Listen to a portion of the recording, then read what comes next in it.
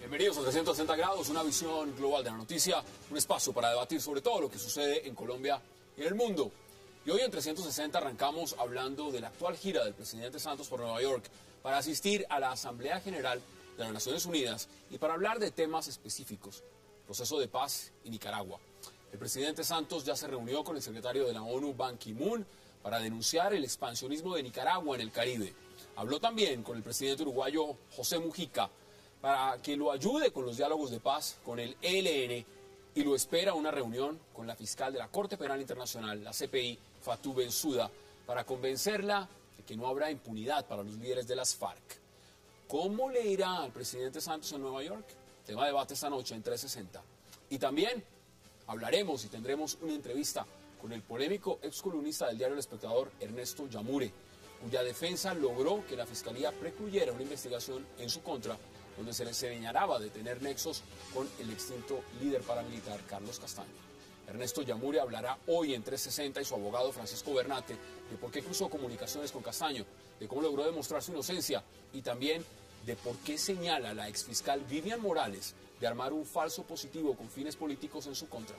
Hoy Ernesto Yamure habla en 360 y no se muevan, que ya en segundo le damos la bienvenida a nuestros invitados.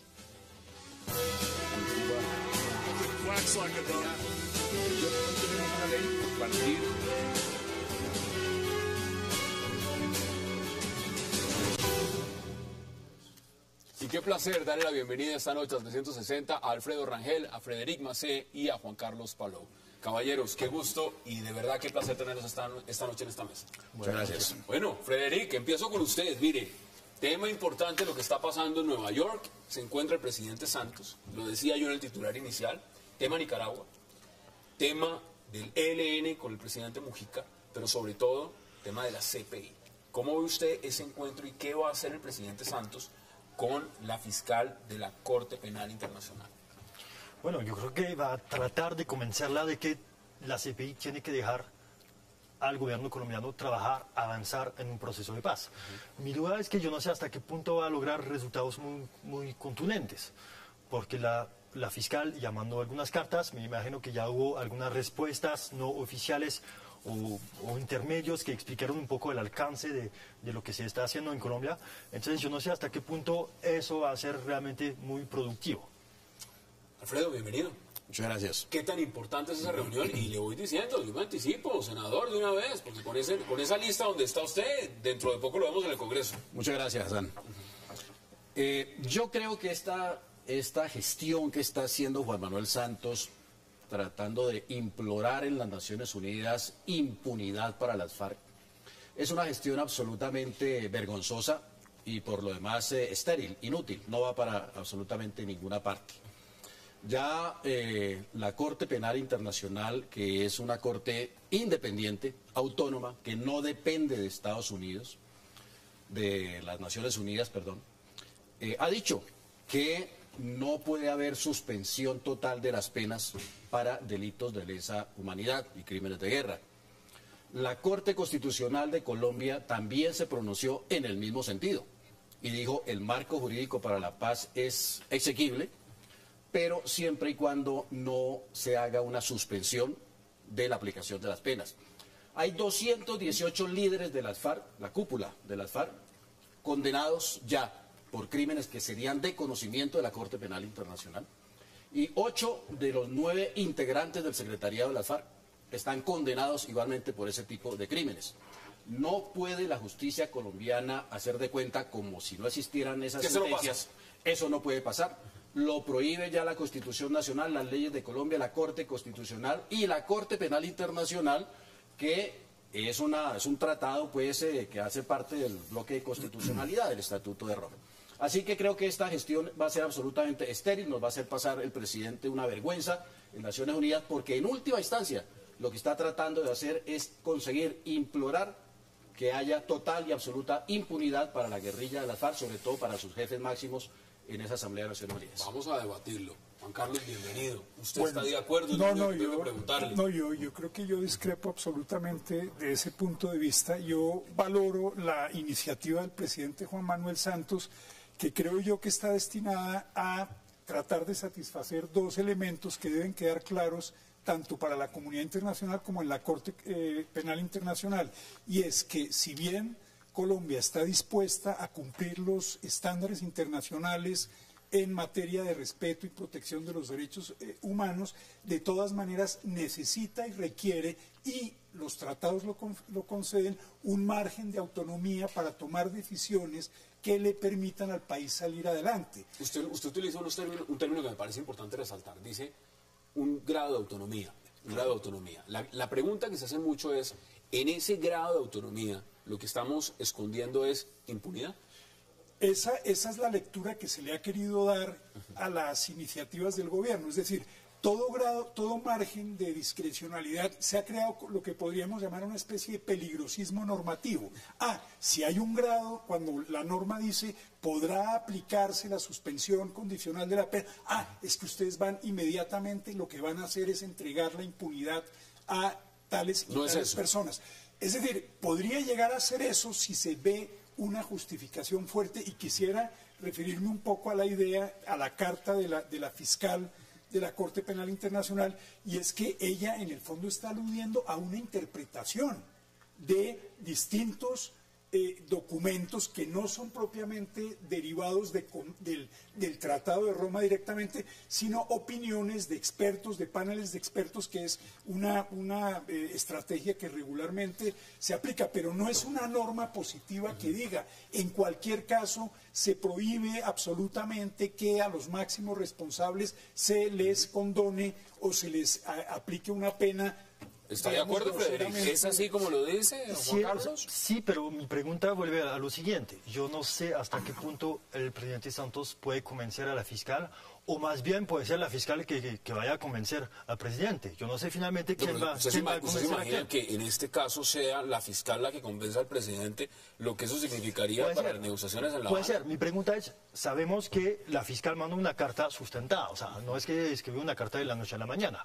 Y el presidente Santos o el gobierno de Santos contestó también a la Corte Penal Internacional con muchos argumentos. Entonces mi pregunta es, ¿qué más argumentos pueden explicar lo uno a lo otro? ¿Sí? Mire lo que está diciendo, y esto lo leo textual, nada menos ni nada más que el señor Moreno Ocampo, a quien todos conocemos, Luis Moreno Ocampo, ex fiscal de la Corte Penal Internacional.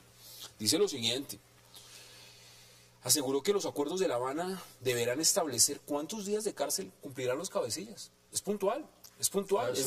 Lo que está diciendo es, un momento, señores. Según esto, se establece que el tiempo de esa condena debe estar en la cárcel y cuándo será condicional. Pero aquí hablamos de cárcel. La pregunta que yo les quiero formular es lo siguiente. El presidente Juan Manuel Santos, seguramente en La Habana, puede ser, o en equipo negociador, prometió algo que no va a poder cumplir. Y es prometerle a las FARC que no van a pagar cárcel. Y aquí le está diciendo, como usted lo menciona, la Corte Constitucional, el Procurador, la Corte Penal Internacional, varios estamentos, exfiscales. Hombre, eso no lo podemos evitar. ¿Es eso lo que está pasando o es otra cosa? Es exactamente lo que está pasando. La Colombia, al suscribir el Tratado de Roma y otra serie de tratados sobre muchos temas, Colombia y todos los países que firman ese tipo de tratados están renunciando al menos a una cuota de su soberanía. Si no, pues no lo firman. Sencillamente Estados Unidos no lo firmó y punto. Ni China, ni Rusia, ni Israel. ¿Cómo nos fue en La Haya por haber firmado esa cuota de soberanía? Se renuncia a esa autonomía, a esa soberanía, en aras pues, de unos principios, de unos valores de la comunidad internacional, para estar dentro de la comunidad internacional de manera activa. ¿Cuál es el propósito de la Corte Penal Internacional? ¿Por qué se creó esa Corte? Para evitar que los crímenes de guerra, que los crímenes de lesa humanidad quedaran en la impunidad. Eso no se podía tolerar por parte de la comunidad internacional. Y se reunieron una cantidad enorme, 160 y pico de países, para decir, firmamos este tratado, este acuerdo, establecemos esta corte, para que de ahora en adelante los crímenes de lesa humanidad tengan castigo. Si un país no los castiga, habrá una corte internacional que sí los va a castigar. ¿Qué pasa si en Colombia, porque eso la mayoría de televidentes de pronto no lo entienden, si en Colombia se decide a través de este acuerdo que se haga con las FARC, que se firme con las FARC, que por ejemplo cabecillas de las FARC no paguen cárcel. ¿Puede la Corte Penal Internacional empezar inmediatamente a decir, ahí la justicia no, pero entramos nosotros? Yo le diría una cosa, es que yo creo que la manera como está planteado este debate es sesgada. Es decir, plantéelo como usted quiera. Es sesgada porque lo que no puede ocurrir es que los que no creemos que haya unas normas que dicen cosas que no dicen, somos partidarios de la impunidad. O sea, aquí el debate se plantea en esos términos. O sea, o usted es un promotor de la impunidad, en últimas un cómplice de los violadores de derechos humanos, o usted está con mi opinión que dice que quien haya incurrido en un delito de lesa humanidad en ningún caso podrá ser objeto de suspensión condicional de la pena. Entonces yo le digo, lo que estamos defendiendo muchos sectores en este país es que la justicia transicional no se concentra exclusivamente en lo penal. Lo ha dicho el fiscal. Lo ha dicho el fiscal. Bueno, ya que usted menciona al fiscal, le voy a traer a colación otra opinión que presencié en el conversatorio de justicia constitucional en la ciudad de Medellín de Rodrigo Primni, que le preguntó abiertamente al señor fiscal, usted exfiscal, ¿de dónde saca usted esa tesis de que no se puede? O sea, muéstreme la norma jurídica positiva como la están planteando. ¿A Montealegre? No, al fiscal de la Corte Penal. De la Corte Penal, a Moreno Campo. A Moreno Campo. Le dijo, ¿dónde saca usted esa tesis de que no se puede levantar, no se puede aplicar la No, pero yo le hablo del fiscal Montealegre, que ha dicho que sí se puede. El fiscal Montealegre ha dicho al contrario, dice, yo estoy en contravía del señor procurador, yo creo que hay medidas alternativas sobre las cuales se podría mirar el proyecto. Para no tomarme más tiempo, lo que quiero decir es que si focalizamos la discusión estrictamente en si hay cárcel o no hay cárcel, estamos empobreciendo la discusión. No, pero es que ese es el punto de toque. Porque eso implica que haya muchas otras dimensiones de la justicia que no se aplicaría, que estén en juego, que se discutan. No, pero es que lo otro no tiene discusión, o sea, que haya verdad y que los criminales de guerra y de lesa humanidad de las FARC confiesen sus delitos, eso no tiene discusión para nosotros, ni para usted ni para mí, creo que para la inmensa mayoría del pueblo colombiano. Que haya una reparación a las víctimas, la verdad es parte de la reparación a las víctimas, eso tampoco tiene ninguna discusión. El punto de toque es el tema de la justicia. Y la jurisprudencia, porque no solamente, digamos, los jueces actúan con base en las normas positivas que están en los códigos, también hay jurisprudencia, o sea, doctrina que se ha creado durante todo el ejercicio de la Corte Penal Internacional, y el exfiscal Moreno Campo y la nueva fiscal Bensudo han establecido esa jurisprudencia, conjuntamente se supone con los magistrados de esa Corte. Y esa Corte lo que dice es, no puede haber suspensión total de las penas para los crímenes de guerra y de lesa humanidad. Los señores de las FARC, los del secretariado, están condenados a 40, 60 años de cárcel. Ahora, recientemente, a raíz de una masacre en Puerto Rico, los condenaron a Timochenko y a Eber Márquez a 40 años de cárcel. Lo que dice en dos palabras la Corte Penal Internacional es suspensión total de la pena, no. Pueden rebajarle la pena de 40 a 5 años o a 8 años, lo que sea, pero tiene que haber un castigo acorde con la gravedad del delito. Y lo ha dicho también la Corte Penal Internacional. La fiscal dice, no es posible, es inaceptable que esos crímenes tan atroces, reclutamiento de menores, violación de niñas sistemáticamente, etcétera, se castiguen de una manera administrativa, es decir, poniendo a los de las FARC, a los del secretariado, a cuidar parques o a cuidar jardines infantiles. No es aceptable. Tengo que hacer una pausa y le devuelvo la palabra a Juan Carlos y también a Frederick para que puedan intervenir. Vamos a la pausa y ya regresamos en 360.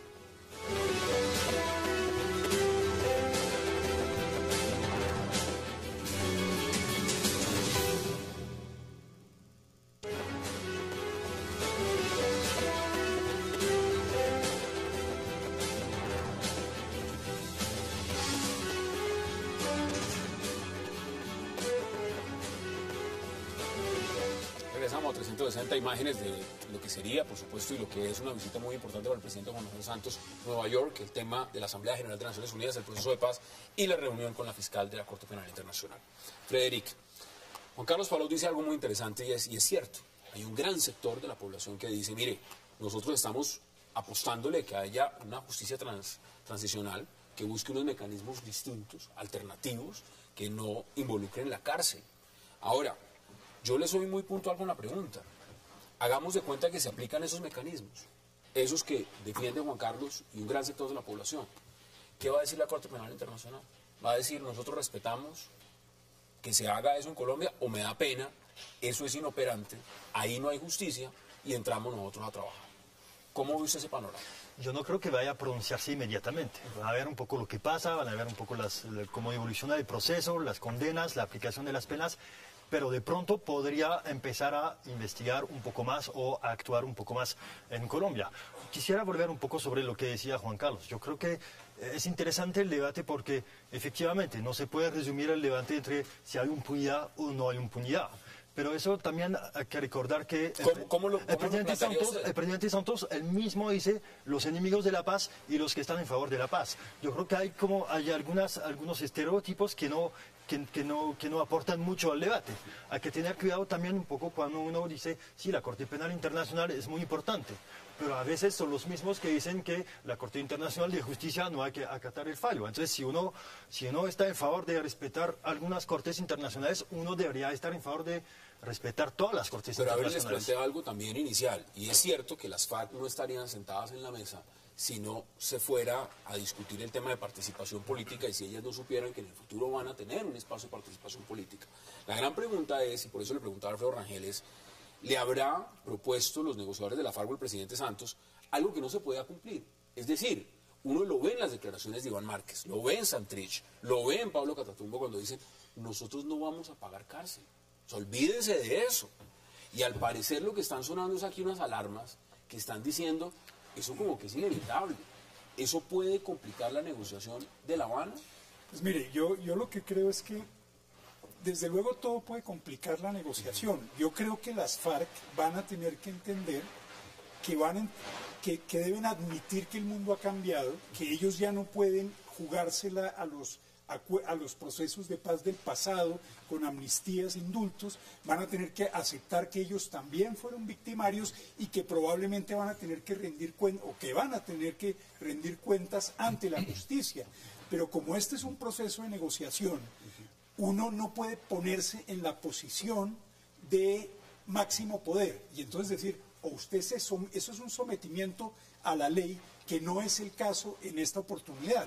Entonces hay que saber hacer algunas concesiones que pueden parecer desde ciertos puntos de vista muy exigentes, como unas concesiones inaceptables, pero que tienen que hacen un gran aporte hacia el futuro, la no repetición. Es decir, que si se abandonan las armas, si se entra a desempeñar un papel político en la sociedad, probablemente no va a haber más víctimas en el futuro. Y sí, eso compensaría. Pues necesariamente compensaría y sería un beneficio para la sociedad colombiana. No, es que la garantía de no repetición, o una de las garantías de no repetición, es precisamente el castigo. Lo que manda un mensaje hacia la sociedad de la falta de castigo, de la impunidad, es que el crimen sí paga. Si matas una persona, no importa. Si matas 10.000, estás perdonado, no va a haber ningún tipo de castigo, no vas a estar ni un solo día en la cárcel. Mata a 10.000, deja de matar solamente a uno porque te castigan, mata a 10.000. Ese es el mensaje. Si no hay un castigo suficientemente creíble, verídico, serio, a estos criminales de guerra. Es que son crímenes de lesa humanidad que atentan contra los valores más esenciales de la humanidad. Es una encrucijada. Entonces para evitar la repetición, es necesario que haya justicia, que haya castigo. Y los castigos, insisto, deben ser acordes con la gravedad de los delitos. Si no hay eso, si no hay un castigo acorde, las penas no son acordes a los delitos, pues los procesos penales se vuelven cosas inauténticas, se vuelven un juego falso, totalmente absurdo. ¿Usted cree que las FARC que están en la mesa van a aceptar, digamos... Tendrán que aceptar, además, no solamente por todos los tratados y las leyes y lo que dice la Corte Penal Internacional y la Constitución, etcétera, sino porque el 80% de la población colombiana no acepta un acuerdo de paz con impunidad. Y un acuerdo de paz en contra del 80% de la población es un acuerdo de paz absolutamente inviable, porque este es un acuerdo político que no se puede hacer en contra del 80% de la opinión nacional. Lo que no sabemos es si es inamovible para las FARC. Y yo creo que adentro de las FARC tampoco tienen la misma posición sobre este tema, porque no les toca de la misma manera. Yo seguramente algunos, sí, que están del secretariado, que están en La Habana, estarían de pronto en favor de pagar algo de cárcel, y para otros no. Entonces yo creo que la dificultad también es de encontrar una solución que satisfaga a todos los dirigentes de las FARC, ¿sí? Que satisfaga al gobierno y, como lo dice Alfredo también, que satisfaga a los colombianos. Porque yo creo que sobre este tema las FARC y el gobierno pueden lograr un acuerdo. Pero, no si solo este eso, acuerdo no se puede aplicar o ser aceptado. Que estamos contra el reloj. Por lo menos el presidente Santos está contra el reloj. Yo quisiera básicamente controvertir un poco con la tesis de que la única manera de garantizar la no repetición es la sanción penal. Uno de los factores. La historia ha mostrado que muchos conflictos se han resuelto precisamente sobre la base de la amnistía y han producido paces estables y duraderas hacia el futuro. Yo no es que esté promoviendo que debe hacerse una paz basada en la amnistía y en el indulto, porque eso es inviable hoy políticamente, pero yo pondría en tela de juicio la tesis de que la única garantía de no repetición es el castigo. Creo que hay muchas otras estrategias que, sin propiciar absoluta impunidad y sin propiciar absoluta cárcel, pueden... ¿Cuál vería usted viable en Colombia de esos? Pues puede haber muchos. Yo me imagino que el tema hay que abrirlo un poco al debate democrático, porque es que hoy en día parecería que la ley internacional tiene todas las soluciones previstas y eso no es cierto. Creo que se puede pensar, no sé, ahora se volvía a traer las colonias agrícolas, se podría pensar en una cantidad de alternativas que no sean el establecimiento carcelario bajo control del IMPEC, que además está con unos problemas de hacinamiento y que está más que demostrado que no tiene ninguna capacidad de resocialización tal como está planteado. De manera que se pueden buscar alternativas. Bueno, listo. Si usted acepta que haya privación de la libertad en unas colonias agrícolas, yo estaría en favor de eso, porque haya privación de la libertad durante unos buenos añetes para estos criminales me parece excelente. Pero aquí lo que estamos hablando de fondo es de que para que haya reconciliación nacional después de un conflicto tan bárbaro como el que hemos estado viviendo, pues tiene que haber perdón, que toda la sociedad se reconcilie y haya perdón. Pero el perdón no puede ser gratuito ni automático. Para que haya perdón tiene que haber verdad, tiene que haber arrepentimiento, tiene que haber garantías de no repetición, tiene que haber justicia. Son ingredientes absolutamente necesarios. Si falla uno de ellos, si no hay verdad, si no hay arrepentimiento, si no hay justicia, queda la cosa coja. En el tema, por ejemplo, con el M-19, es un proceso que tiene el problema de que no hubo verdad. Y cada año estamos abriendo las heridas en el país con el tema del Palacio de Justicia, porque no ha habido verdad, no se ha contado toda la verdad de eso, no han reconocido el M-19 todos sus pecados y todos sus crímenes en ese incidente. ¿Usted cree que esta gira, y contásemelo, Alfredo, en menos de 10 segundos, 15 segundos, ¿usted cree que esta gira del presidente Santos va a ser exitosa en Nueva York en lo que tiene que hablar con la fiscal? De ninguna manera. La fiscal se va a ratificar en lo que ha dicho, además que lo ha dicho por escrito, en varias ocasiones, porque son varias cartas. Y ella es funcionaria de una corte que tiene esa jurisprudencia que va a ser ratificada en cualquier escenario. Y el presidente Santos se va a venir pues con el rabo entre las piernas y con los bolsillos vacíos. En 20 segundos de nuestras Yo creo que no va a ser ni un fracaso ni un éxito. O sea, son visitas tradicionales diplomáticas cada año en las Naciones Unidas. Obviamente la agenda este año es un poco particular, pero yo no creo que tenga un éxito grande ni un fracaso grande. ¿Cuáles son sus conclusiones, Juan No, Carlos? yo creo que la gira puede tener efecto positivo en el sentido de que no se sienta vergonzante. Es decir, lo que se está haciendo aquí no es propiciar la impunidad, no es desconocer los tratados internacionales, es buscar una solución que, respetando compromisos internacionales, trata de superar un conflicto de 50 años. Y que al final se llegue a la firma y solucione el conflicto. Pero lo quiere hacer de cara a la comunidad internacional y pidiendo probablemente un margen de autonomía, porque cuando usted empieza a condicionar las soluciones y las decisiones, se mata la autonomía, entonces se acaba la posibilidad de la paz. Pero señores, negociada. gracias por este debate. Juan Carlos Palou, como siempre, por aceptar la invitación. Frederic Macé y Alfredo Rangel. Vamos a la pausa, porque al regreso vamos a entrevistar y hablar con Ernesto Yamur. Ya regresamos.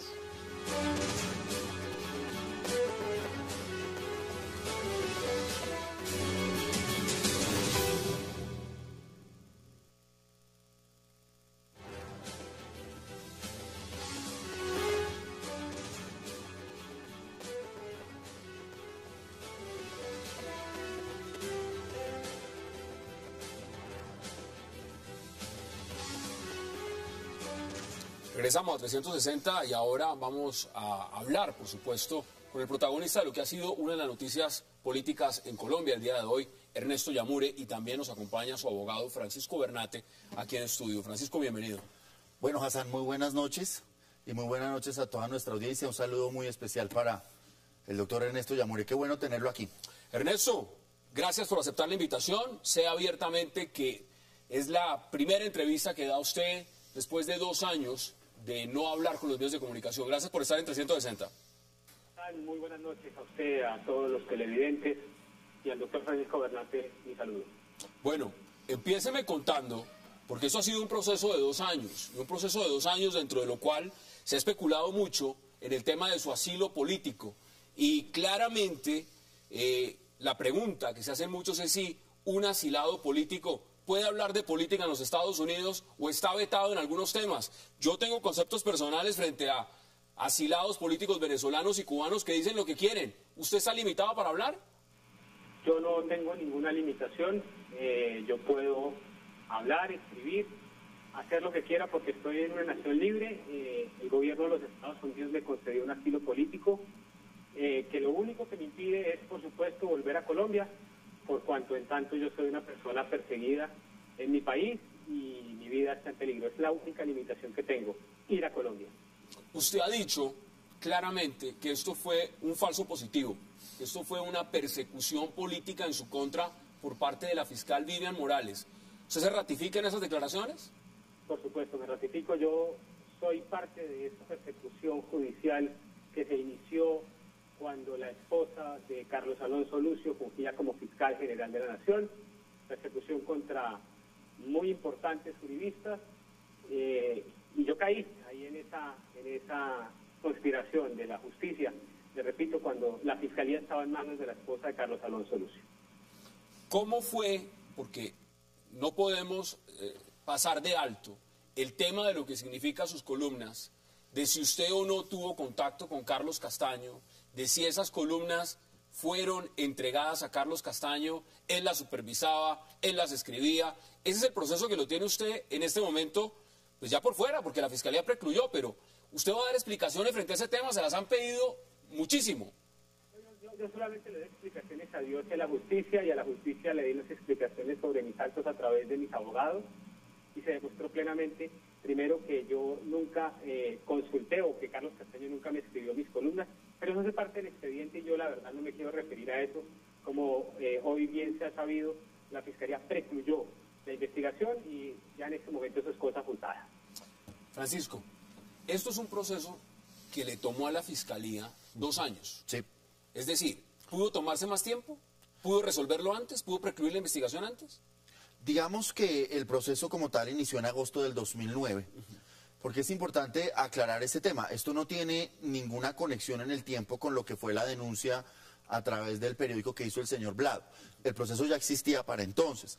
Lo que sucede es que, digamos, a raíz de eso el proceso sí cogió una velocidad y hay que a cada quien decirle... Usted menciona al Pasquín de Blado, así fue como lo tituló en ese momento. Estábamos viendo hace un minuto la imagen, los televidentes, y por supuesto, cómo se tituló esa noticia en ese momento. Sí, una cosa pues muy lamentable, pero no, el proceso duró lo que tenía que durar, duró los tiempos de ley, el fiscal falló en derecho, el fiscal obró muy correctamente, nos dio todas las garantías, nos pudimos defender, y yo creo que aquí está el resultado. Usted está hablando de este fiscal. De este fiscal que estuvo siempre frente al caso. Sí, señor. Cuando hablamos de ese material, que fue lo que llevó a Ernesto Yamure, porque usted es el abogado, Sí. se lo llegó a la fiscalía, Sí. ¿eso tenía cadena de custodia? ¿Cómo llega justamente la información y dice, mire, Ernesto Yamure tiene información, se comunica con Carlos Castaño y hablan de columnas? No, eso es una USB que ha rodado por cuanto despacho judicial y que claramente no fue objeto de cadena de custodia, pero nosotros como defensa nunca quisimos dar la pelea desde lo formal, sino que nos fuimos al fondo a demostrar la inocencia de Ernesto más allá de pelear si eso tenía cadena de custodia o no. Pero lo que es cierto, Hassan, es que sí queda claro que esa USB no podía ser fuente de ningún tipo de proceso judicial en esas condiciones. A pesar de ello, nosotros siempre nos dimos la pelea de fondo. Nunca entramos a discutir ni la cadena de custodia en el hecho de que pasara de lado a lado. ¿Qué argumentos planteó usted entonces en la defensa? Pues son varios. En primer lugar, el hecho de que el señor Ernesto Yamure tuviera algún tipo de reuniones con este tipo de personas, fue algo que siempre fue conocido y autorizado por el gobierno nacional, y eso se acreditó dentro del proceso con plenitud de testimonios. Segundo, el hecho de que la libertad del ejercicio periodístico es una cuestión reglamentada a nivel internacional y usted jamás podrá criminalizar la relación entre un periodista y sus fuentes, y eso quedó aquí plenamente acreditado. Y tercero, ya Ernesto lo dijo, es que el tema de que si compartía o no jamás fue así. La opinión pública tiene que saber que en esa supuesta columna se refiere a varias columnas y se refiere a otro contexto que pues el señor Blado, en aras de relanzar su periódico, el cual solamente tiene 2 números, el primero a costas de Ernesto, pues lo descontextualizó, y nosotros esa pelea nunca la quisimos dar. Pero bueno. Ernesto, esta mañana escuchaba yo también que a usted lo iban a poner en lista roja de Interpol, entonces eso se cae de su peso. Si las fuentes son esas, yo creo que el periodismo colombiano está en mora de revisar cómo se hace el ejercicio. ¿Cómo le fue en la reunión del Centro Democrático en Nueva York? ¿Usted estaba con José Obdulio Gaviria en Nueva York? Multitudinaria, una recepción multitudinaria, alrededor de 600 uribistas asistieron a un taller democrático que organizó el Centro de Pensamiento Primero Colombia, que es la organización que preside José Obdulio Gaviria. Yo intervine en ese taller democrático, por supuesto, y estoy muy sorprendido por el fervor del pueblo uribista. Mientras a mí me ovacionaban, a Juan Manuel Santos en un recinto cercano lo chiflaban. En este momento, Oscar Iván Zuluaga, estoy leyendo titulares de prensa en Colombia, estamos en vivo, 8:38, hora de Bogotá, Quito y Lima, debe ser para usted en Miami las 9:38. ¿Cómo ve la propuesta de Oscar Iván Zuluaga, que le está diciendo a José Obdulio Gaviria que retire su nombre de la lista del Centro Democrático al Senado? No, es lamentable que se estén dando esas controversias públicas al interior del Centro Democrático. Yo creo que en este momento debemos trabajar para llevarle al país unas propuestas constructivas. El uribismo se prepara para arrasar en las urnas el año entrante, para volver papilla a Juan Manuel Santos en las urnas. Es un sentimiento muy grande y yo creo que en este momento no se debería dar ese tipo de divisiones ni de controversias públicas. Aquí tenemos 2 precandidatos presidenciales, el doctor Francisco Santos Calderón y Oscar Iván Zuluaga, que ellos se concentren en su precandidatura, elegir un candidato único entre ellos 2 y, por supuesto, ir a ganar las elecciones de presidencia, ir a ganar las elecciones de Congreso. Tenemos la votación suficiente, creo yo, para alcanzar unas 30-35 curules en el Senado de la República. Mire, usted me corregirá, ¿fueron 11 años que usted escribió en El Espectador?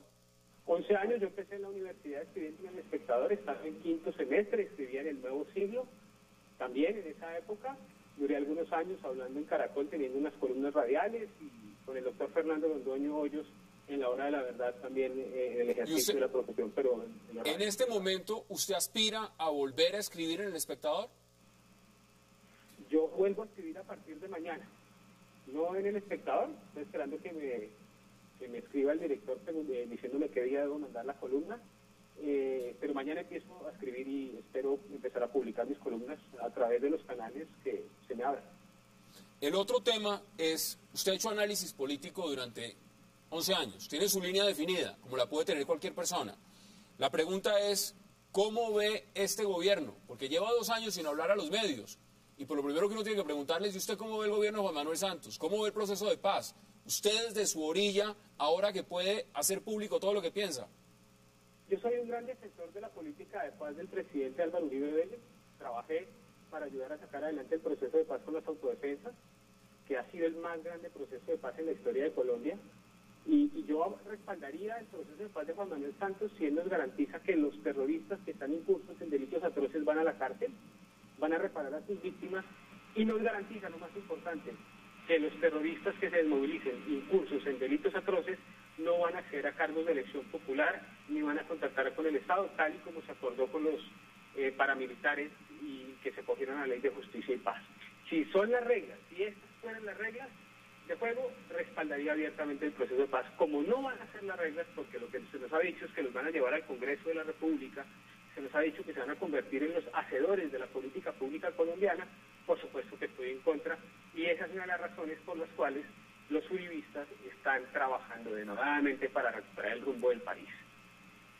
¿Le molesta que tenga estigma por haber tenido esta situación, esta vinculación, este proceso judicial en la Fiscalía, que lo tilden de ser un amigo de los paramilitares, de ser un paramilitar directamente, y que eso vaya a determinar su carrera como columnista? No, es que no lo fui, son calumnias y por supuesto cada quien puede decir lo que quiera, pero eso desemboca en amenazas de muerte contra mí y contra mi familia, amenazas de muerte que son las que me llevaron a salir del país. Yo quiero decirle a usted algo, Hassan, que Colombia no conoce. Yo salgo de Colombia por amenazas de muerte y a los 2 días mi abogado, el doctor Francisco Bernate, fue en persona al despacho de la doctora Vivian Morales, esposa de Carlos Alonso Lucio, conocido de autos, y radicó una carta diciéndole, por amenazas, Ernesto Yamure ha salido del país, pero está dispuesto a dar las explicaciones que considere la justicia.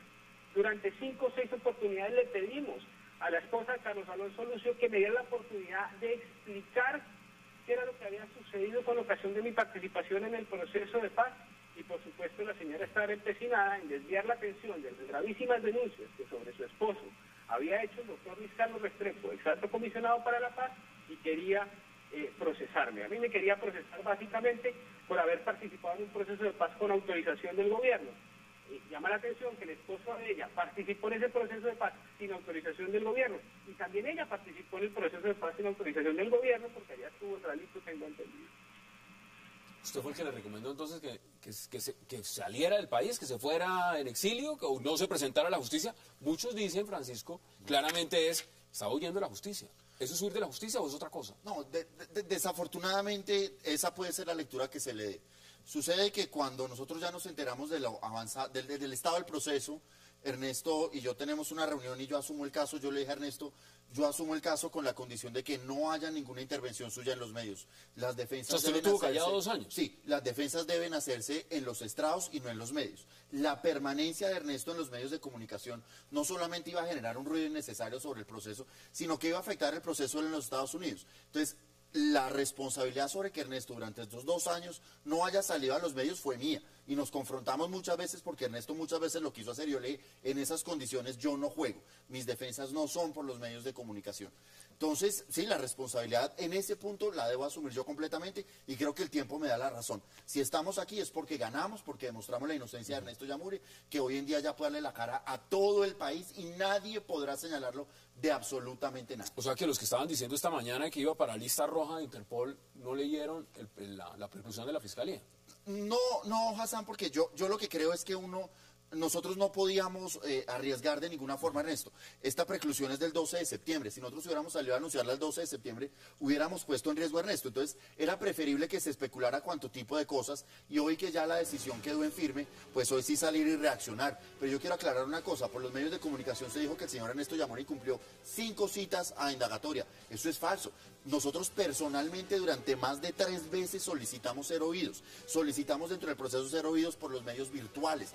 Cuando se nos negó esa posibilidad, pues dijimos no vamos a comparecer. Y se tomaron las medidas legales, pero el señor no faltó 5 veces, ni mucho menos. Vamos a la pausa y ya regresamos para seguir hablando, y por supuesto con el abogado Francisco Bernate y con Ernesto Yamure desde los Estados Unidos. Ya regresamos.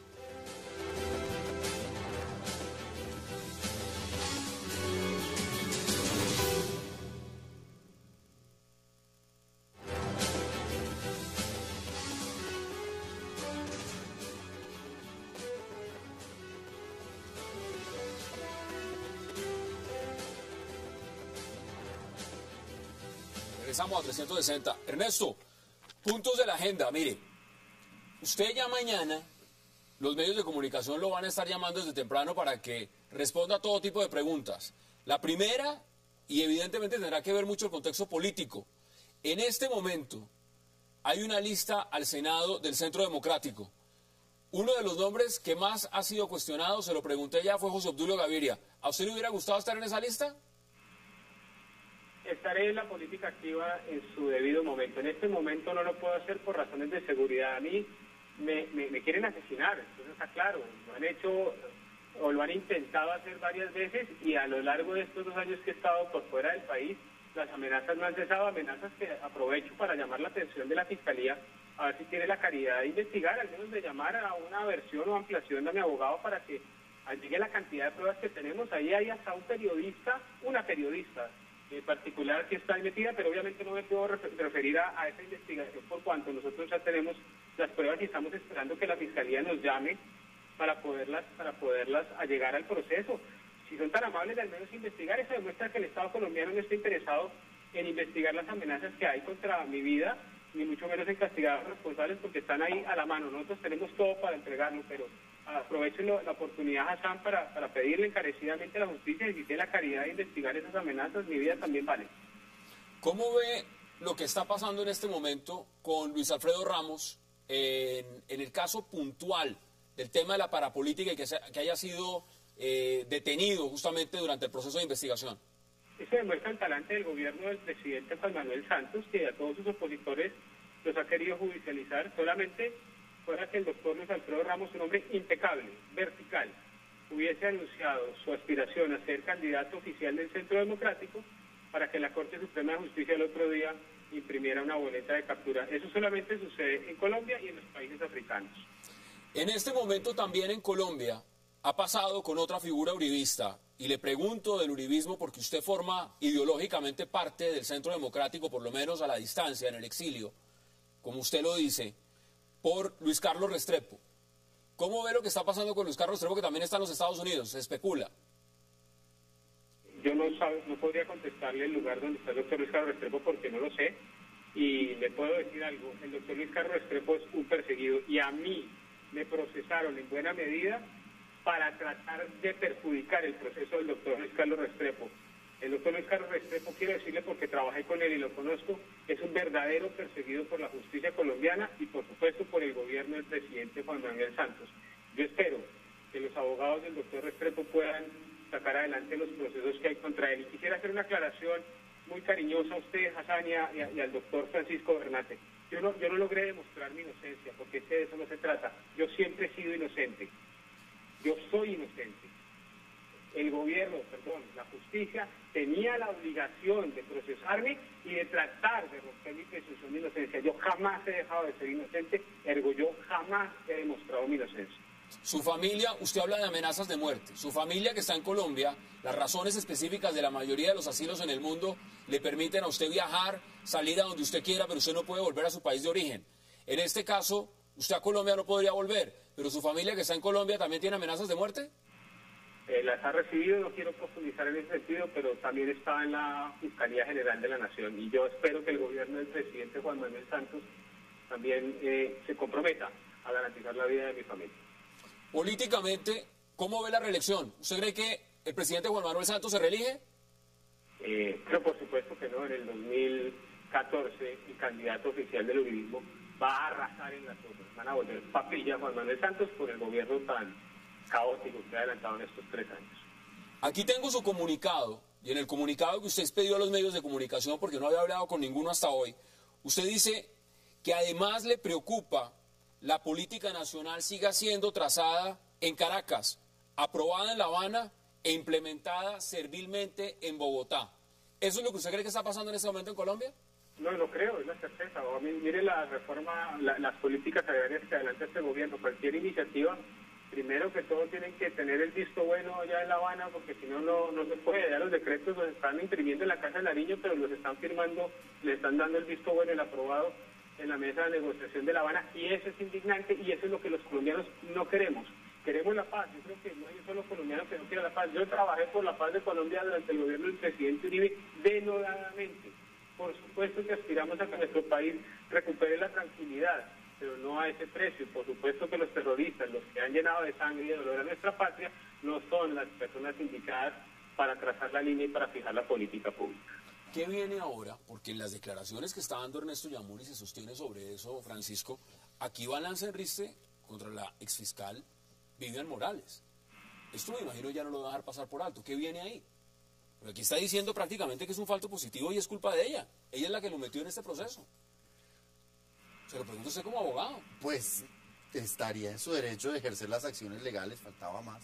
Ni soy quien pues para referirme a ello. Pero pues sí decir que Ernesto sabe que en mí tiene un defensor para siempre y por siempre y con todo el cariño, que si estamos aquí fue porque ganamos. Y pues tú sabes que te defiendo de todas. Hay que decir en este momento que el señor Yamuri está procesado por el delito de calumnia agravada por los señores Nule, que lo denunciaron por haberlos llamado criminales.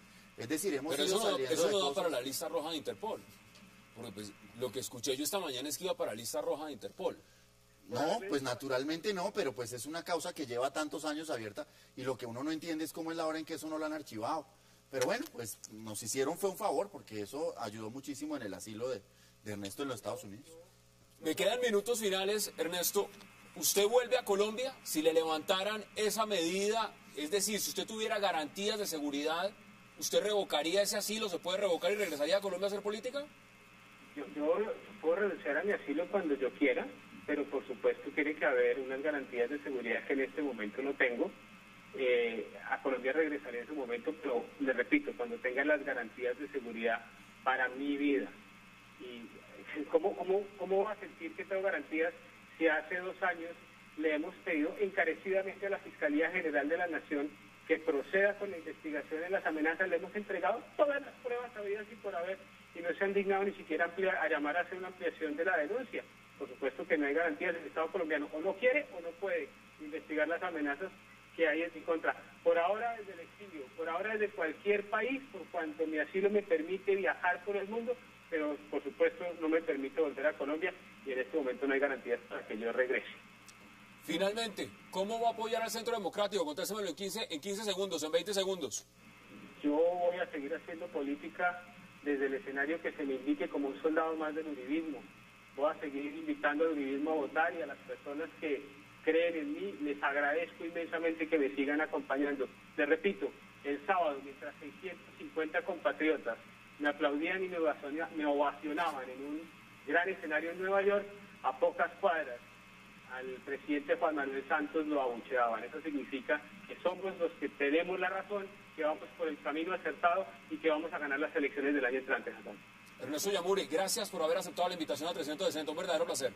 A usted, Hassan, y es un placer y espero que me siga invitando acá desde el exilio.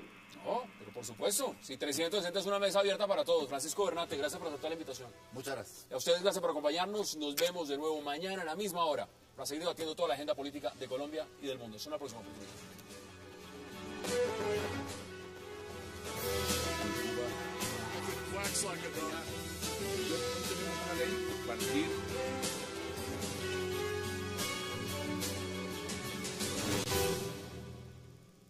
Tendremos una entrevista con el polémico excolumnista del diario El Espectador, Ernesto Yamure, cuya defensa logró que la Fiscalía precluyera una investigación en su contra, donde se le señalaba de tener nexos con el extinto líder paramilitar Carlos Castaño. Ernesto Yamure hablará hoy en 360 y su abogado Francisco Bernate de por qué cruzó comunicaciones con Castaño, de cómo logró demostrar su inocencia y también de por qué señala a la exfiscal Vivian Morales de armar un falso positivo con fines políticos en su contra. Hoy Ernesto Yamure habla en 360 y no se muevan, que ya en segundo le damos la bienvenida a nuestros invitados.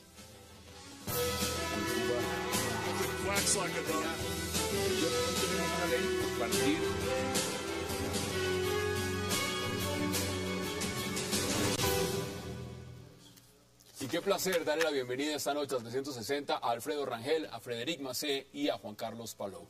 Caballeros, qué gusto y de verdad qué placer tenerlos esta noche en esta mesa. Muchas gracias. Bueno, Frederic, empiezo con usted. Mire, tema importante lo que Está haciendo Juan Manuel Santos tratando de implorar en las Naciones Unidas impunidad para las FARC.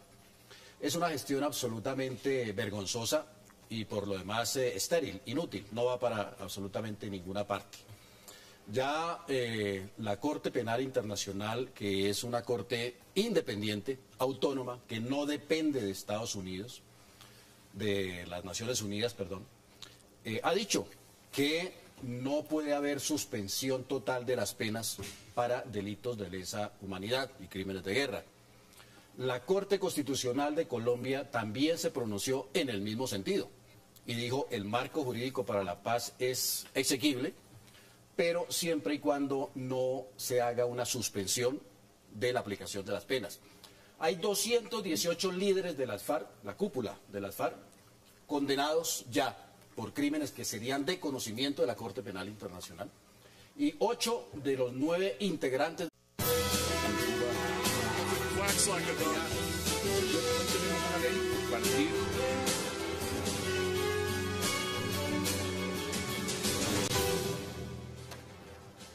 Bienvenidos a 360 grados, una visión global de la noticia, un espacio para debatir sobre todo lo que sucede en Colombia y en el mundo. Y hoy en 360 arrancamos hablando de la actual gira del presidente Santos por Nueva York para asistir a la Asamblea General de las Naciones Unidas y para hablar de temas específicos, proceso de paz y Nicaragua. El presidente Santos ya se reunió con el secretario de la ONU, Ban Ki-moon, para denunciar el expansionismo de Nicaragua en el Caribe.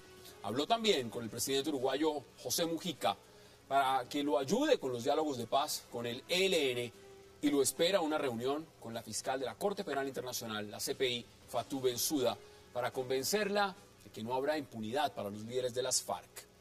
¿Cómo le irá al presidente Santos en Nueva York? Tema de debate esta noche en 360. Y también hablaremos del secretariado de las FARC. Están condenados igualmente por ese tipo de crímenes. No puede la justicia colombiana hacer de cuenta como si no existieran esas sentencias. Eso no puede pasar. Lo prohíbe ya la Constitución Nacional, las leyes de Colombia, la Corte Constitucional y la Corte Penal Internacional, que es un tratado pues, que hace parte del bloque de constitucionalidad del Estatuto de Roma.